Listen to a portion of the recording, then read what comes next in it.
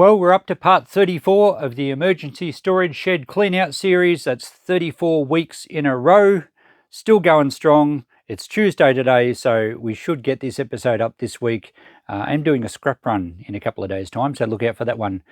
So it's Chris at the Ultimate Recycler. Come with me and let's see what we can drag out of the shed today. So I'm continuing my quest to be organised in this shed, and we're going to get some more off the shelves this week. I have continued to fill the shelves that I have emptied off, and they're all lathe parts. Lathe parts, or things that I think may be lathe parts. I'm not going to throw anything out until I know for sure. And in this one, we've just got various lumps of metal. That's a piece of aluminium. There's some round steel. There's even a few lumps of brass in here. I figure that sort of stuff's going to be handy on the lathe. I've never owned a lathe before, and I'm excited that I've got one in a recent deal for those of you who don't know. So I will be setting it up in here one day, possibly in this shed, once we get all this clutter out. So that's what this series is about, reducing all this stuff, sorting it out, and basically, I guess if I was to rename my channel, I could call it What to Do With Stuff, because I want to show everyone that there's some value in amongst junk. It doesn't have to go to the tip.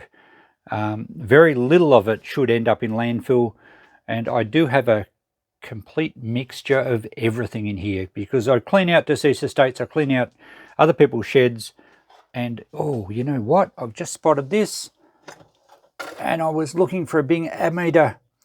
Excellent. Now there's another one next to it. I wonder if it's a matching voltmeter. I shouldn't be jumping ahead like this. What's that one? Oh, that's another ammeter, but I think I've got another voltmeter in the shed. That will be fantastic. I wanted to set a couple of those up in my workshop, and I thought I had some somewhere. Oh, there's another meter over the back too. Well, we'll get into that soon. Let's not jump the gun. Today we're going to go through this shelf. It looks like basically old power tools. Probably won't really be worth selling. They may just go, we might scrap them out, see what we can get out of them. And this side, well, there's the chainsaw chain breaker I was telling you about in the last episode. I think there's some drill bits, punches, not sure. We'll go through these couple of shelves pretty quickly and work out what to do with the stuff and free up 2 more shelves to put some more sorted stuff in, sorted, labelled, and then when we do get to either setting up the lathe or setting up other equipment, I'll know where everything is. What to do with stuff. I like that. I should have called my channel What to Do With Stuff. But anyway, that can be the subtitle. All right, power tools. Let's get the rest of the stuff. These are drill bits, and it looks like punches. Probably stuff I've used for scrapping in the backyard of the shop. And there's a nice early JVC remote. I'm not sure if it's a TV or not. There's a chance I might have the TV, so we better put that aside for now. Drill bits, yep. And the chainsaw chain breaker, which goes with that anvil we found the other week. I'm certainly going to, it's an Oregon brand. I used to use this when I had a small engine shop. We'll put that aside. I'll certainly probably set that up somewhere because it's handy for punching out rivets. It doesn't have to be chainsaw chain, so we'll hang on to that one. It does need a bit of a clean up. It's gone a bit rusty. Okay, we'll get to those power tools in a minute. Let's see what's in this box. Oh, some sockets. All right, they're part of a 3/8 socket set. That's probably one of my original sets, actually. The box eventually fell apart. So I'll go through those and just check what brand they are. Some random punches. Some of these look pretty good. Pin punches. Yeah, actually they look pretty good. Most of them aren't bent at all. So we will find a box to put those in because I do use some pin punches from time to time. I just have a few in a tub at the moment, but they're just random sizes. Oh, there's a little coal chisel. So yeah, so these will certainly be handy. If there's any badly damaged ones, I'll put them in the scrap. But they all look pretty good. I've just spread these out for a better look. I am going to keep all these punches because there's some nice punches here, and both pin punches and tapered punches, all different sizes, and a few little coal chisel. They'll be handy for when I'm scrapping out stuff. Eventually these pin punches bend and you've got to replace them, but at the moment they're pretty good and they'll be handy, so I will be keeping those. As for the sockets, well, I think there's part of my original socket set here back when I was a mechanic many years ago. Then there's been other ones added to it. There's some deep, long reach ones. Some of them have been used and abused a bit. That one's been ground down to fit somewhere a bit tighter than normal, and it looks like it's also been hit on the side, so it might have been used as a punch or something.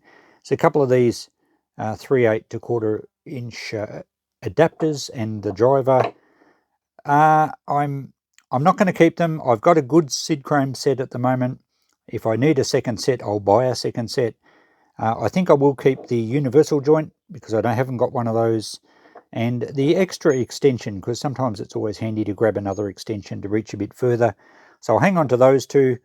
The rest of this can go back in the container, and we'll probably just put $10 on it. It'll be a handy sort of addition to someone's socket set, or maybe to keep a few sockets. If you've got a spare ratchet, you could keep a few sockets in the car or something. I don't think I need to keep these. As I said, if I need another set, I'll buy another set. So that'll get rid of those. Not much return, and no return from them because I'm keeping those. We'll check out the drill bits, but I'll probably just sell all those. I think I've got more than enough drill bits here at the moment. And then we just need to check out these power tools. I'm probably going to sell most of these. I've just been through them. All these ones are wood auger drill bits. Some of them are for the old brace, manual brace, and others have either been modified or they can go in a normal drill, which of course needs to be very slow speed for those augers. A couple of normal bits in there. I'm just going to sell that lot at $10. I've pulled this larger one out because I don't have a lot of large drill bits, and this one's very sharp. It's in good condition, and I thought I might just keep this stand so I can organise some of my drill bits.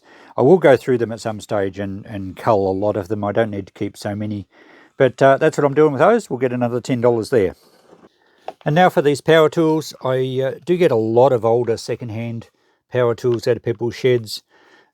Most of them are old enough that they're not Chinese made. They were very good quality in their day. The Bosch one's probably German, I would suspect. There's a tag here. What does it say? Oh, it says Switzerland. That's interesting. It's going to be a fairly good quality one. I don't know if it's done lots of work. It doesn't look too bad as far as just general wear and tear. The cord looks okay, so we will test it. But as far as second-hand prices on power tools and appliances, really there's not much value in them second-hand because you can buy new ones so cheaply. Now, yes, the new ones are not the same quality, but you know, when you can buy a electric sander for, I don't know, $30, $40 maybe new, you're not going to pay very much for a second-hand one because you don't get a warranty on it, and half the time the people that use them don't care that it only lasts a couple of years. In fact, they probably only use it a few times in their shed, so they'll probably go new every time. But I will check it. If we get $10 for it tested in the shop, we're going to be better off than just pulling it apart for the electric motor and the cord. So that's what I'll do. As long as there's no physical damage, I'll give them a quick test. I'll probably tag them so that they're electrically safe. So as long as there's no issues with the cord or no cracks to the casing, that's what I'll do. Check them out, and we should hopefully get a little bit of return through the shop. Same with these other ones. This one, the Jigsaw, is probably a cheaper. Oh, it's a Black & Decker. Not sure where that one was made. They did make... Oh, that one's made in the USA. I think they made some Black & Decker stuff in Australia, actually. In fact, this orange drill is a Black & Decker. And these orange drills were legendary. You couldn't kill these things. This one says Australia. And again, as long as the cords are okay and there's no damage to the casing, we'll check these and make sure they work okay. A little bit stiff there. But these things were virtually indestructible. Oh, the screws have come loose in the end. That's interesting. That's probably in fact, one of them's a Phillips and one's a flathead. Someone's been fiddling with this. It may have an issue. Maybe the brushes are worn out. So yeah, it may not be saleable. We might just scrap that one. And the Jigsaw, well, again, it looks okay. It's a bit beaten up, but there doesn't appear to be any cracks to the case. The cord looks all right. Maybe not. It's broken off there. The protective sheath is perished. So this one may indeed be just scrap. We might just pull the motor out of that one. Yeah, I think it would be hard-pressed to sell that one in its current condition. Let's start with the dodgiest looking one. I've got it plugged into my appliance tester. I'm not going to try and sell this one anyway because the cord looks a bit rough. And it looks pretty rough anyway. So let's see what it does. Power on. Well, it does work, but it sounds very, very dry. Yeah, I don't think that would last very long at all. Interestingly, you might be able to hear in the background we have some power tools going.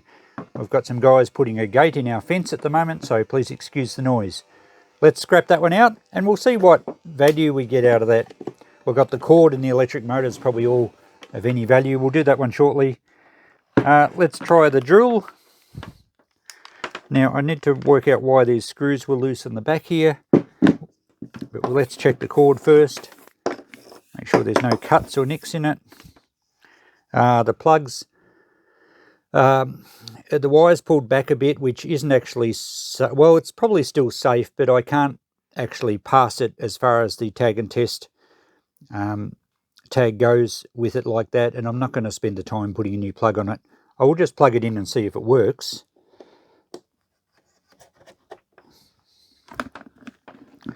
These are all double insulated items, so we don't need an earth wire on them. Righto, let's see if we have some power. Oh, that sounds good actually. Alright, I think that's a bit good to scrap. It might be worth putting another plug on it, but I might just pull this cover off and see what's the go is with these screws. Now, they're not loose. It's very tight. I think maybe the original screws had come loose and they put something else in here that was either too long, or I think that's clearly too long. Certainly not the right type of screw. Is this one tight or loose? That's tight as well. Very tight. Again, that's miles too long. All right, let's take this one out and remove the cover. That's a better length. Oh no, that's actually nearly as long as the other ones. All right, well, it looks okay in there. They were just the wrong screws. The brushes look like they've got a bit of life left in them, and it certainly sounded good. So I think I'll just find some better self-tapping screws and put this back together. And that's exactly why I like to keep jars of hardware in the shop, well, in my shed, and sell them through the shop, because when you're looking for some screws for a job, you've got them on hand. Much better. They were half the length of the ones that came out, and they recessed back in the hole nicely. That one actually in this end was wrong as well, so I replaced that. So that's all fixed up. It looks pretty good inside. It sounds good. It tested okay, but I'm not going to tag it because of the plug. I can't put one of my electrical safety tags on here because this isn't acceptable. It is still quite safe, but there's probably no strain relief on the wires, so that really should be addressed. So I'm going to sell it in the shop at $10, working but needs new plug. That's still going to be safe if anyone uses it, because if the wires pull out of the plug while you're using it, you're not going to have live wires, because the live part is the plug and you won't be able to reach in there and touch anything live anyway. So it's not like it's dangerous, but it still doesn't satisfy my checklist as far as doing a safety test and tag on it. So I won't clean it up. It does work fine. I'll just put $10 on the shop, much better than scrap price. And these things, as I said, they're legendary, these Australian-made Black & Decker drills. 2-speed, I think, as well. All right, last thing to test is the Bosch sander. And I have checked the cord on this. The cord looks good on this one. The plug is fine.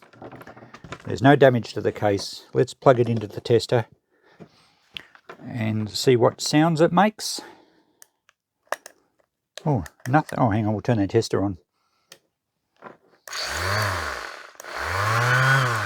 Now that sounds really good. Low vibration, bit of dust come out of it.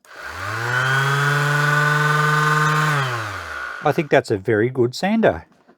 It would probably outlast something you buy new nowadays. So what I'll just give that a little bit of a clean up. Might blow some compressed air through it to get rid of the dust. We will put a test tag on this one, and we might put $20 on it, being a Bosch sander. So I'll do that. And then last thing we'll do in this video is we'll just pull the old jigsaw apart and see what value we get out of it for scrap. So I've taken the screws out, and we'll be saving those screws because you know why now. I think this should just come apart. All right, pretty mucky in here. Oh, the motor's a separate housing. Let's just take a few more screws out of here. We'll get the wiring out.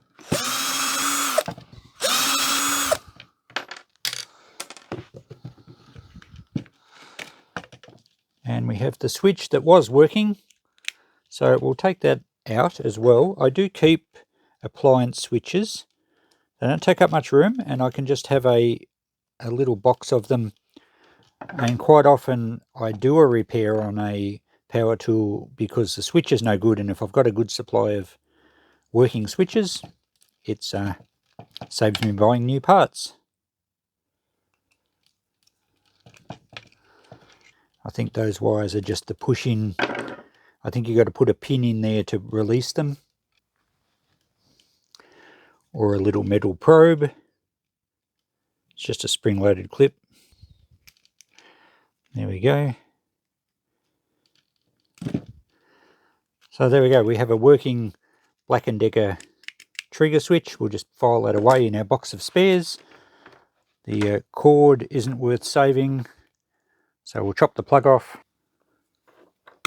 And we have some insulated copper wire to sell. We're also going to have a little bit more wire in here.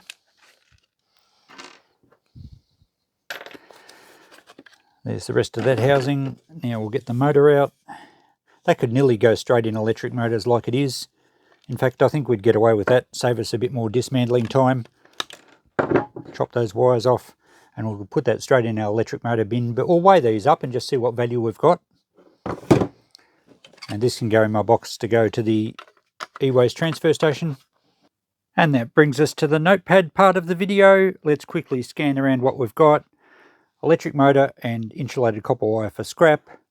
A nice Bosch sander which has been tagged, so that's ready to sell. I wiped over the housing just with some Armor All. It just presents it a little bit nicer. We should get $20 there. $10 for that drill as it is, but it needs a new cord. A new plug. The sockets, the drill bits, and a few things we're keeping. The remote control is a carryover until I find what it suits, so I think I might own it here somewhere. And the others, as discussed, we're keeping. So the notepad reads fairly simply, $51.80 return for what we can sell, including a little bit for the scrap, and that's not counting any of this stuff that I'm keeping. And so another episode of the Emergency Storage Shed emptying series comes to a conclusion. We've added another $50 odd to the total, which I didn't check. I think it's 6,300 and something.